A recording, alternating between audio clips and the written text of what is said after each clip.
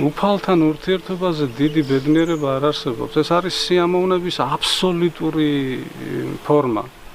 იცით, ჩვენ ეს დავკარგეთ თოდვების გამო, აი ეს აბსოლუტური სიამოვნება ღმერთთან მუდმივი ურთიერთობის სიამოვნებას შეგრძნება დავკარგეთ და მერე კაცობრიობა ცდილობს ამის რათა სხვა სუროგატებით შეცვლას, ნარკოტიკებით, ღვინით, რა ვიცი, ქალებით, ყველაფერს იგონებს, ოღონდ ეს სიამოვნების იმიტაცია, აი იმ თავარის იმიტაცია მოახდინოს, იმიტომ რომ ის დაკარგა.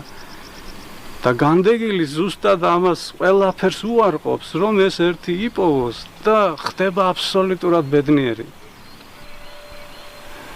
ამბობენ სულიერი მამები, ჯერ განიწმინდე შენ, განწმინდე შენი სული და მერე შენს ირგვლივ ათასები ცხონდებიან, წმინდა სერაფიმე საროველმა თქვა ეს. ამას აკეთებენ განდეგილები.